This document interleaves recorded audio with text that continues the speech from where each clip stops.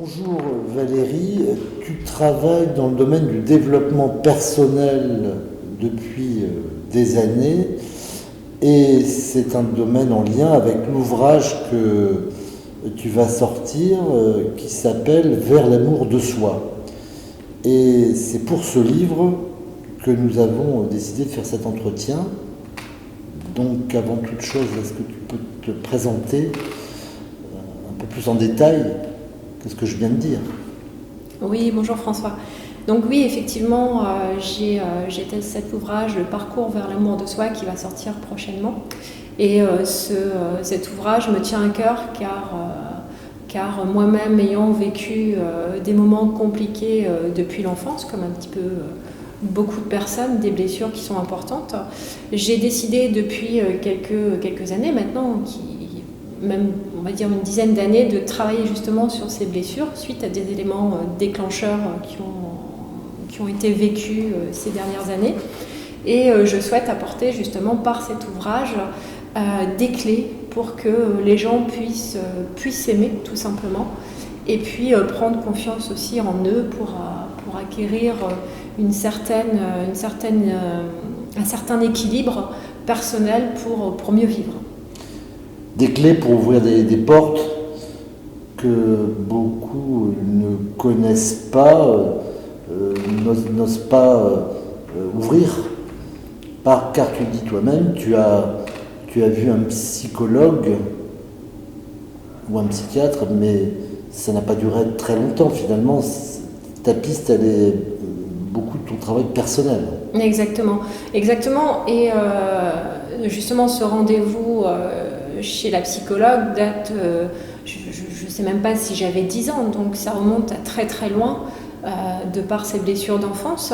Et finalement, je me rends compte qu'à la psychologue, finalement, je n'ai pas du tout parlé de ce qui me dérangeait à l'époque. Et c'est à l'âge de 40 ans où le déclic s'est fait et que j'ai commencé à discuter un petit peu de ce qui m'avait ennuyé à cette époque. Donc il a fallu quand même de nombreuses années avant d'avoir ce déclic pour pouvoir parler justement de ces blessures. Donc pour me présenter à mon tour, je suis François, un journaliste depuis plus de 30 ans. Donc la communication, c'est mon métier. Et j'estime que la façon de communiquer de Valérie sur des domaines qui concernent énormément de personnes me semble très très utile à travers donc son livre. Et Valérie, pour rentrer dans le vif du sujet de ton livre, il me semble important de parler déjà des racines entre guillemets des maux du mal que tu as toi-même su guérir, traiter, entre guillemets. Quels sont pour toi justement les mots MOTS et les mots MAUX importants que tu as voulu mettre en avant dans ton livre? Alors les mots importants que j'ai voulu mettre dans mon livre sont forcément l'amour de soi, parce que j'estime qu'à partir du moment où on ne s'aime pas soi-même, c'est compliqué de trouver un équilibre. Tout ce qui est émotionnel, tout ce qu'on peut vivre qui évoque justement des sentiments, des blessures et des sentiments qui sont difficilement identifiables aussi sur le fait. Tout ce qui est le stress, parce que justement ces blessures nous créent du stress sans s'en rendre compte, parce qu'on n'arrive pas forcément à trouver la blessure qui nous ennuie, qui nous crée forcément des maux physiques, parce que tout est lié et qu'à partir du moment où on a des blessures profondes psychologiques,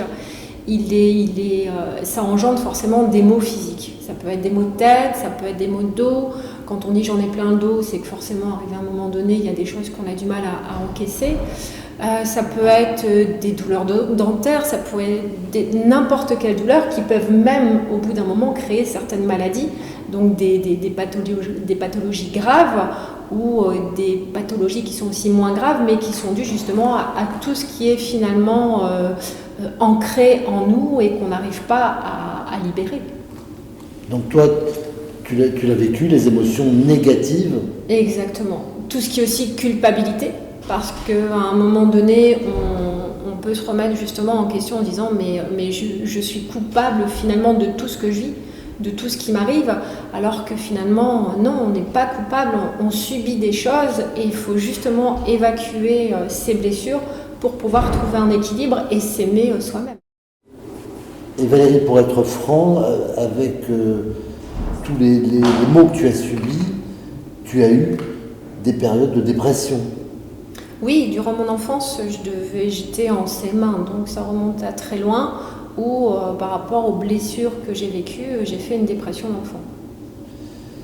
Et malgré donc ta dépression, tes difficultés psychologiques, entre guillemets, tes difficultés de vie, humaine, ton malaise, Oui. tu n'as pas voulu rester enfermé dans les chemins un peu classiques, quelque part, classiques, quoi. Non, et puis déjà à cet âge-là, je ne discutais pas de ce que j'avais pu vivre et de ce que je vivais, parce que j'en voyais pas l'intérêt. Et je pense qu'au niveau maturité, en ayant cet âge-là, on n'appuie pas sur ce genre de blessure. C'est après, comme moi, j'ai enchaîné tout ça par rapport à un choc traumatique aussi que j'ai vécu à la perte d'un ami, où j'ai essayé de comprendre finalement qu'est-ce que c'était que les blessures, qu'est-ce que c'était que la vie, tout simplement. De comprendre pourquoi on était là, quel était notre rôle, et finalement tout a vu le jour au fur et à mesure. C'est avec l'aide d'un médecin qui faisait aussi de l'acupuncture, qui travaillait dans ce domaine-là, qui fait que j'ai commencé à parler de ce qui m'avait ennuyé durant mon enfance. Mais à aucun moment de ma vie, j'avais abordé ce sujet auparavant. Donc il a fallu quand même attendre 40 ans pour que finalement les choses se libèrent. Et tu as pu appliquer ton expérience de ce que tu as fait pour toi-même dans ton activité entre guillemets, de coach pour aider des personnes à se retrouver ou à se développer malgré leurs maux, leurs divers maux, MAUX. Et donc, quelque part, tu as été surpris, tu as vu que des gens pouvaient finalement avancer eux-mêmes. Oui. Comme toi, tu l'as fait, parce que ton livre, c'était aussi cette démarche, c'est de montrer qu'on peut soi-même, quelque part, justement, soigner beaucoup de ces blessures passées, quoi. Oui, exactement. Ce livre, je le considère comme un guide qui puisse justement aider à découvrir finalement quelles sont nos blessures. Par ces chapitres que je mets en avant avec des points forts, ce qui permet de rentrer dans le vif du sujet, de se dire, en lisant,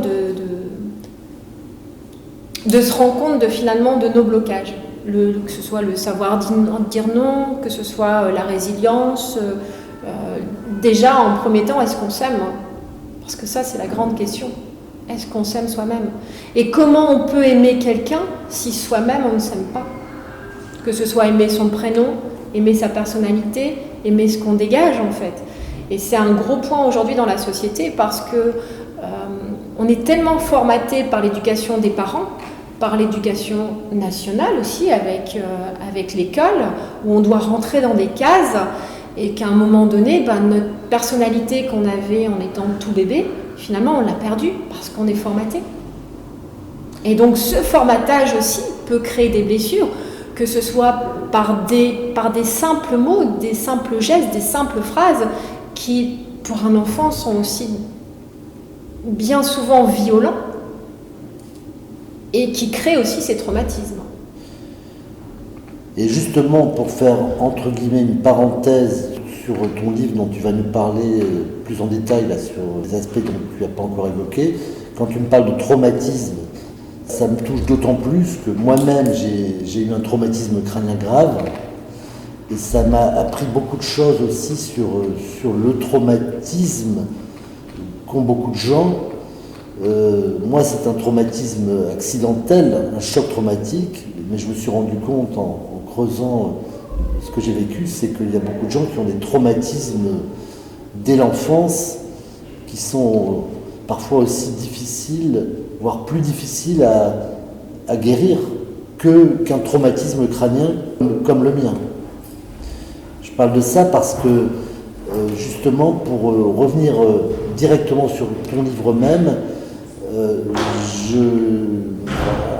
en m'intéressant à ce que tu écris dans ton livre, ça m'a fait penser au rond-point sur lequel tournent beaucoup de gens quand ils vivent un traumatisme d'enfance ancien. Ils tournent en rond sur le rond-point sans prendre la bonne route, sans oser ou savoir comment prendre la bonne route. Et c'est un peu le serpent qui se mord la queue, parce qu'il rumine, il pourrait prendre une route qu'ils ne prennent pas. Et donc, ce que j'ai trouvé intéressant dans ce que tu écris, c'est que ça va dans le sens que j'ai voulu moi-même m'appliquer pour mon traumatisme crânien, c'est de trouver des portes, trouver des clés pour ouvrir des portes en sortant des cases habituelles, quoi. Bien sûr. Mieux respirer à tous les sens du mot, voire découvrir des nouvelles choses. Donc, par rapport à ton livre, toi, après avoir parlé des mots là, que tu as toi-même vécu et pour lequel tu es amené à aider aussi des gens maintenant avec ton expérience, comment tu peux résumer ton livre quelque part dans entre guillemets, les médicaments entre guillemets que toi, les solutions que tu apportes? Alors la première solution que j'apporte, c'est forcément l'amour de soi, qui est le titre Parcours vers l'amour de soi, justement. C'est d'atteindre cet amour de soi pour pouvoir atteindre un équilibre intérieur et forcément extérieur. Parce que ce qu'on atteint à l'intérieur se reflète à l'extérieur. Donc, je l'aborde dans beaucoup de chapitres avec l'importance de l'auto-compassion, d'être plus gentil avec soi-même aussi, d'accepter qu'on ait des failles et que ces failles ont aussi été créées par des traumatismes, donc ces blessures qui peuvent être à nous-mêmes ou intergénérationnelles.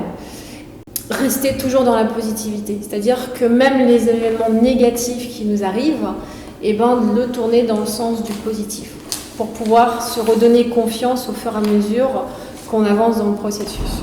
Ensuite, on a aussi l'art de dire non, parce qu'on a toujours cette envie de devoir tout accepter de tout le monde, alors que par moment, il y a des choses qu'on n'a pas forcément envie de faire, mais on les fait pour faire plaisir.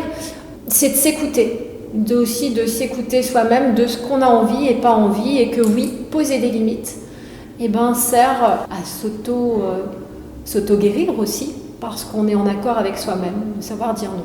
Il me semble important, en parlant de ton livre, Valérie, de parler aussi de ta vision différente de celle de beaucoup de personnes sur la façon de se soigner, en s'intéressant à des médecines d'autres continents asiatiques, comme nos médecines occidentales. Tout ce qui est le soin vu par les Asiatiques. Et je pense notamment à la méditation. Bien sûr. La méditation, c'est très pratiqué dans les pays d'Asie.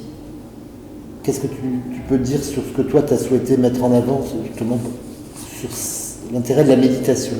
Alors l'intérêt de la méditation permet de s'accorder du temps à soi-même, forcément, et de pouvoir faire le point. La méditation permet d'engendrer aussi sur le lâcher-prise et de pouvoir se reconnecter à soi-même. C'est-à-dire, la méditation permet de faire, entre guillemets, le vide dans sa tête et de lâcher son corps. De pouvoir, parce qu'on a toutes ces tensions qu'on garde en nous, qui sont aussi des tensions musculaires, c'est pour ça qu'on parle des mots MAUX, et la méditation permet justement d'apaiser tous ces mots MAUX. Donc ça soulage en même temps l'esprit, la conscience, et ça soulage en même temps le corps. Et si tu parles de la méditation, c'est que toi-même, tu en as fait. Et donc c'est du concret, c'est pas seulement des grands discours sur la méditation, tu l'as pratiqué toi-même. Ah oui, j'en pratique tous les jours, c'est très important. Se réserver un temps pour soi justement sur la méditation tous les jours, c'est très très important. Et on peut même le faire plusieurs fois par jour. Alors c'est déjà bien quand on arrive déjà à se l'intégrer une fois par jour dans sa journée. Ça peut être le matin, ça peut être le soir ou même dans la journée, durant une pause. On n'est pas obligé forcément de faire une demi-heure de méditation. Après, on va se rendre compte que plus on va méditer et plus on aura besoin de méditer. Mais déjà commencer par 10 minutes par jour, c'est déjà un premier pas, ce qui est déjà très important. Et il faut aussi joindre à la méditation forcément l'activité physique. Donc si on peut avoir des soucis au départ pour faire un sport en particulier, déjà commencer par marcher, parce que ça fait du bien. Et on peut même faire de la méditation en pleine balade, c'est ce que je dis, c'est que vous allez vous balader dans un parc, même dans n'importe quelle rue en ville, c'est le fait de se libérer, de se libérer l'esprit, on va marcher, on médite en même temps. Néanmoins, il me semble important, en parlant de méditation, puisque moi-même je la pratique, c'est qu'il faut être régulier. Il faut le faire, la méditation, régulièrement, s'imposer une régularité dans la pratique de la méditation. Et ça n'est pas du sport, ça n'est pas faire du footing classique, quoi. C'est quand même un travail avec la tête, et c'est là qu'on en arrive. Un élément que tu développes dans ton livre, c'est la conscience. Exactement. Parce que là, la conscience, la spiritualité, ça me semble évidemment important que tu parles de ça, parce que tu développes justement des choses sur notre conscience à nous qui méritent d'être développées par nous-mêmes. Exactement. Alors donc là, ça sera effectivement pour un autre ouvrage aussi sur lequel je travaille et que j'ai travaillé. Et là, tu en parles déjà. Voilà, j'en parle déjà parce que pour moi, tout ça, c'est lié. Et il faut faire la différence entre la conscience et l'ego. Parce que c'est souvent une lutte entre les deux, où l'ego, c'est la petite voix qui nous parle en disant fais comme ci, fais comme ça, fais ci, fais pas ça. Et il faut justement réussir à faire taire cette petite voix, donc l'ego, en la rassurant, pas en lui disant tais-toi, mais en la rassurant, en lui disant ok, j'entends, mais t'inquiète pas, je vais gérer. Et donc là, on rentre dans la conscience. Et dans la conscience, on a aussi ce côté intuition, parce que c'est cette petite voix intérieure aussi qui nous dirige et qui nous dirige sur les aspects qui finalement sont beaucoup plus naturels. Et quand tu parles de naturel, tu parles de la pleine conscience. Exactement. Qui a justement une origine aussi d'Asie, la pleine conscience. Ça mérite que tu en dises quelques mots sur ce dont tu parles dans le livre, sur cette pleine conscience. Exactement. C'est de finalement se connecter à soi-même, et donc ça, effectivement, on l'engendre avec la méditation, parce que justement, pendant la méditation, même si on peut avoir plein de pensées qui arrivent, à un moment donné, c'est se canaliser aussi sur ce que nous, on a vraiment envie, et pas cet ego qui nous dit de faire comme ci ou comme ça. Oui, puis au-delà de l'ego, c'est savoir soi-même faire le tri dans les choses auxquelles on pense. C'est pas tout avaler tout le temps. Enfin, en gros, c'est vraiment savoir soi-même trouver un équilibre dans ses pensées. Parce que le mot équilibre est aussi dans ton livre. Le mot équilibre. Ce qui est aussi toujours lié aussi aux médecines asiatiques. Ça mérite que tu en dises plus sur ce que tu veux évoquer par rapport à l'équilibre positif aussi. Parce que tu mets du positif, toi. Oui, alors positif, et il y a plusieurs moyens de mettre le positif. Il y a le positif justement en écoutant sa conscience et pas son ego tout le temps. Le côté positif aussi, parce que c'est tellement large au sens du terme, c'est que le côté positif, c'est... je vais prendre un exemple tout bête. Généralement, les gens, quand il pleut, ils râlent en disant mon Dieu, encore aujourd'hui il pleut, pour le mental c'est pas bon. Mais finalement, il faut tourner en positif. Ok, il pleut, à la limite ça ne nous empêche pas de sortir. On se couvre correctement et on sort. Ensuite, on peut se dire, s'il pleut, ok, on fait des activités intérieures. pourquoi pas se prendre un bon livre, pourquoi pas partager du temps avec des amis ou sa famille, ou pourquoi pas aller au cinéma ou dans un musée. Enfin, après, tout dépend de ce qu'on a envie de faire, mais il faut arrêter de voir tout le temps ce côté négatif. Il faut tout le temps tourner le côté négatif en positif. Ok, il y a ça, mais c'est pas grave parce que ça nous apporte autre chose. Donc on profite de ce moment. Tu parles du mot non, dire non, Oui. Mais ça a un lien avec le mot frontière que tu évoques aussi dans ton livre. Frontière, qu'est-ce que ça signifie dans ton livre? Oui, François, donc comprendre les frontières saines, c'est aussi... en fait, les frontières, ce sont des lignes imaginaires qu'on établit finalement autour de nous pour nous protéger. Parce que c'est bien visible, c'est des frontières émotionnelles où on se dit que si on dit telle ou telle chose, ça va nous retomber dessus et que ce sera mauvais pour nous. Alors que finalement, non. C'est de savoir dire non, qu'à partir du moment où on n'est pas OK avec quelque chose, on a le droit de dire non. Tout simplement, sans s'énerver. Juste poser la frontière de dire ça, je ne suis pas d'accord. Oui, mais avec toutes sortes de personnes qui peuvent être aussi proches que moins proches. Bien sûr. Et quand les choses sont dites correctement, François, il n'y a pas de problème. Les gens vont comprendre. On a le droit de dire non. Parce qu'on a le droit de dire qui on est, de s'imposer et de dire qu'à un moment donné, oui, je peux aider beaucoup de monde, mais il y a des moments où j'ai besoin d'un moment pour moi et de dire non, stop, pas pour le moment. On a le droit, tout simplement. Après, on a les frontières physiques, comme je parle avec l'espace personnel, avec un confort physique avec les autres. C'est de se dire à un moment donné, il y a des gens où j'ai pas forcément envie qu'on m'approche, qu'à ce moment-là, j'ai envie d'être seule. Donc, il y a le savoir dire non pour quelque chose à faire. Il y a le savoir dire stop aussi, de dire j'ai besoin de mon moment à moi, j'ai besoin d'être dans ma bulle et je pose mes frontières. En disant qu'à ce moment-là, j'ai envie d'être seule. Et quand tu parles de frontières et donc de non, l'homme de communication que je suis, qui en fait depuis longtemps, ne peut que te poser une question sur la communication avec le monde extérieur de différentes façons, notamment tout ce qui est réseaux sociaux au sens large du terme, et tu en parles quand même dans ton livre, c'est que trop de communication avec l'extérieur peut aussi nous nuire ne pas résoudre aussi des problèmes en communiquant, voire aggraver des problèmes en communiquant trop avec l'extérieur.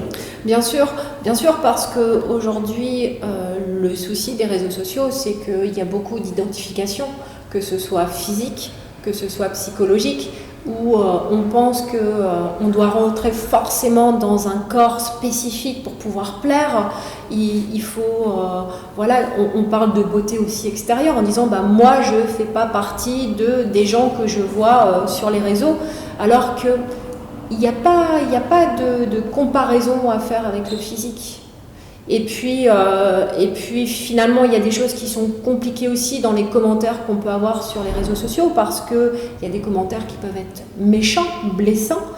Donc le journaliste que je suis ne veut pas aller sur tous ces réseaux sociaux. Oui.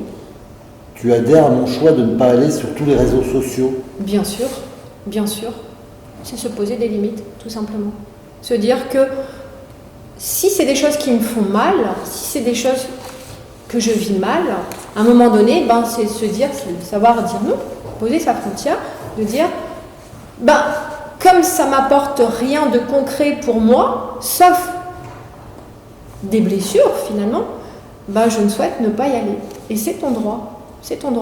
Aujourd'hui, c'est pas parce qu'on a la proximité de tous ces réseaux sociaux que forcément il faut adhérer. C'est comme votre téléphone. Vous êtes tout le temps addict au téléphone parce qu'il faut être joignable tout le temps. Pour moi, c'est aussi un objet de torture parce que à l'époque, on n'avait pas ces téléphones portables. Donc, on avait aussi certaines indépendances et certaines protections finalement de pouvoir vivre sans moment sans être embêté.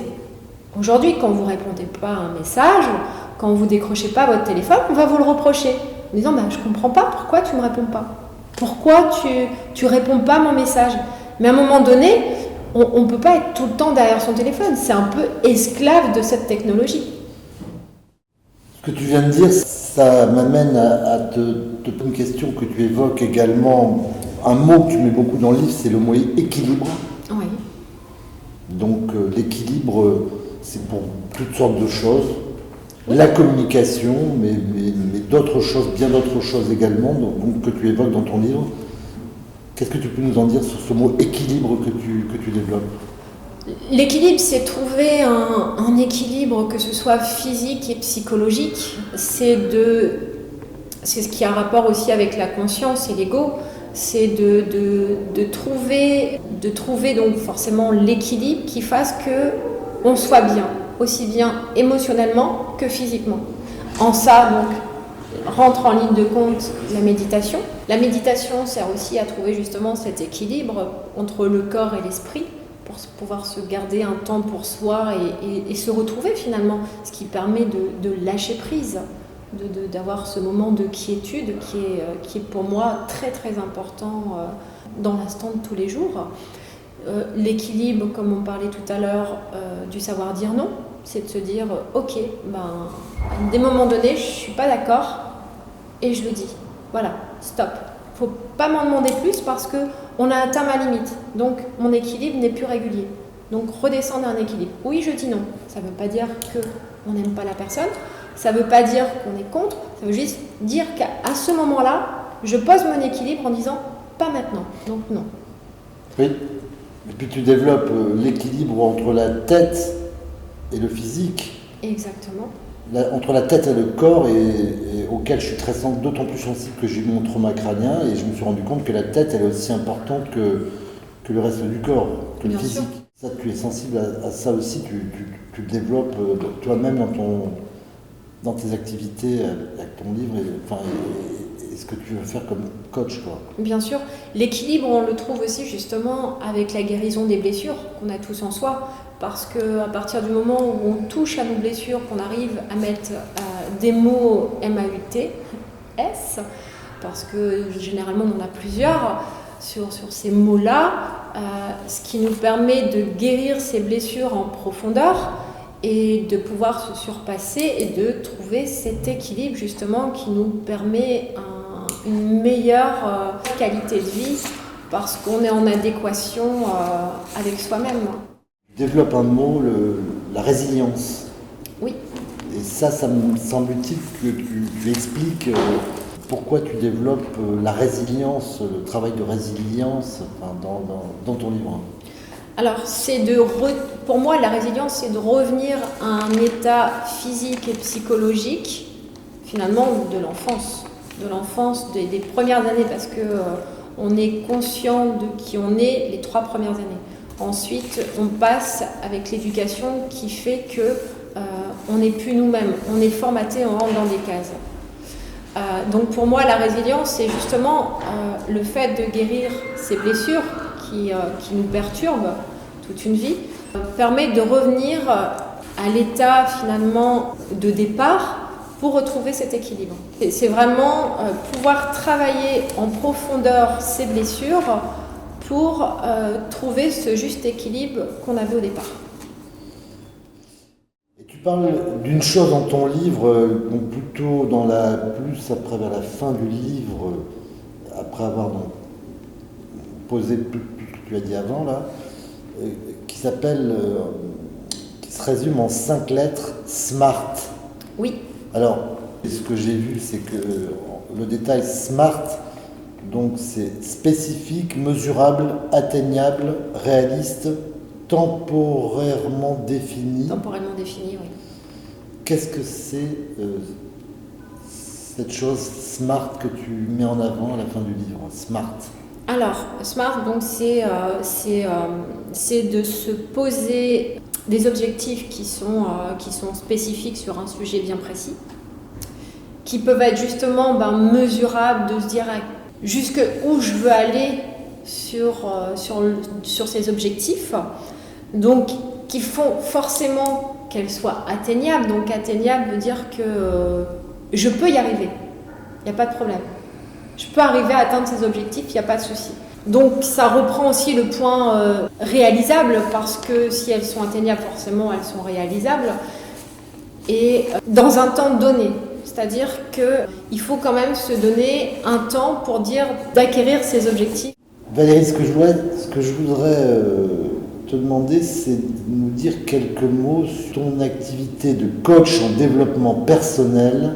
Et justement, la question simple, est-ce que c'est pas ton travail de coach en développement personnel qui t'a incité à écrire ce livre Parcours vers l'amour de soi? Bien sûr, François, parce que c'est justement... il y a plusieurs points. Le premier point, c'est le fait d'avoir vécu justement ces blessures d'enfance et entre guillemets de toute une vie, fait que ça t'ouvre l'esprit sur cet accompagnement. Donc tu sais de quoi tu parles, parce que tu l'as vécu. Donc ça, c'est un point qui est quand même essentiel. Oui, mais tu as surtout soigné toi-même tes soucis et tu as aidé à partir de ton expérience, dans ton travail de coach en développement personnel, tu as fait avancer aussi des gens et ça t'incite à aller encore plus loin en écrivant ce livre qui va dans le même sens, quoi. Bien sûr, parce que... Alors, l'idée du livre, c'est que des gens ont du mal à passer le cap de rencontrer un coach et parce qu'ils estiment que c'est pas pour eux. Donc le fait d'avoir fait ce guide, ce livre, permet déjà aux gens de se poser les bonnes questions, de le lire et de se rendre compte qu'eux aussi, ils souffrent de certaines blessures et ça donne envie de pouvoir rentrer justement dans ce sujet pour entre guillemets se dire guérir de ces blessures et de trouver un équilibre parfait et de s'aimer. Parce qu'à partir du moment où on a passé le cap de se dire ok, je m'aime, on a tout compris.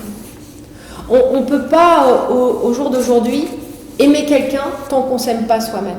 On ne peut pas trouver un équilibre de vie stable quand on ne s'aime pas soi-même. Ça peut être s'aimer soi-même physiquement, ça peut être s'aimer soi-même par rapport à son prénom. Est-ce qu'on aime son prénom? Est-ce qu'on aime qui on est? Est-ce qu'on s'assume tel qu'on est?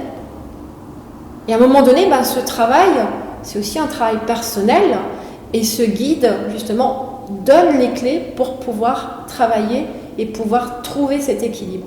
Donc si on n'a pas envie de passer le cap de se dire je vais aller voir un coach qui va m'aider à guérir ces blessures, à trouver mon bien-être et de m'aimer moi-même, je peux, par ce guide, par ce livre, trouver déjà les clés pour pouvoir guérir de tout ça.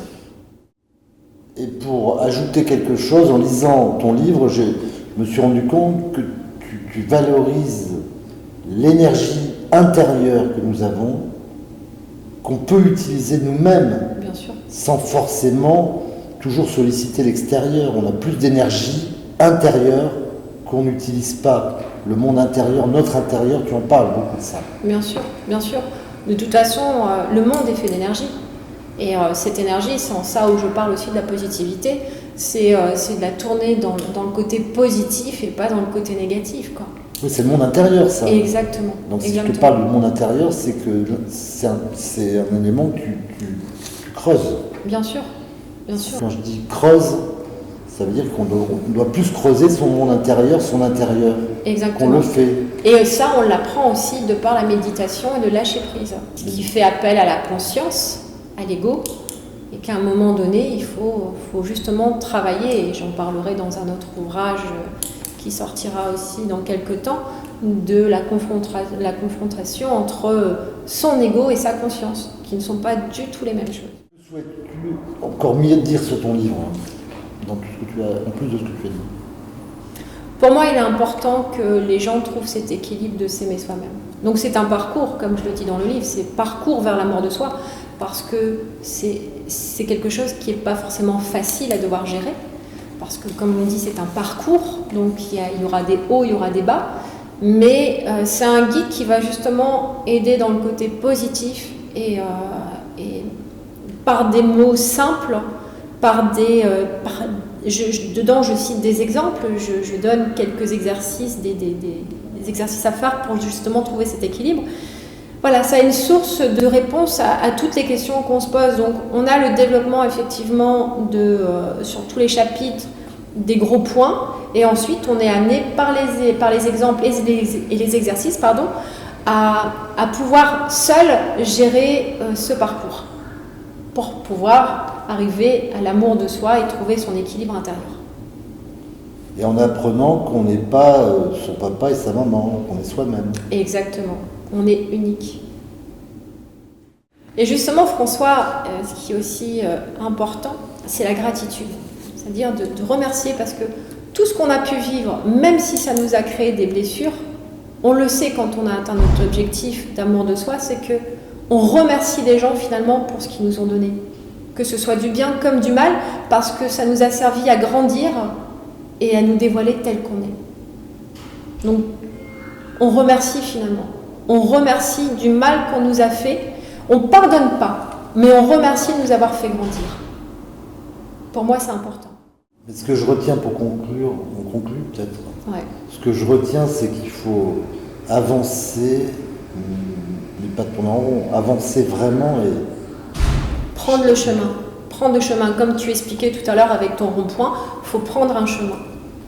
Et donc, justement, par rapport à cet ouvrage, je veux donner déjà l'ouverture sur un chemin qui sera quand même énorme à la fin, parce que toutes les clés, enfin la plupart des clés sont dedans, quoi. Voilà.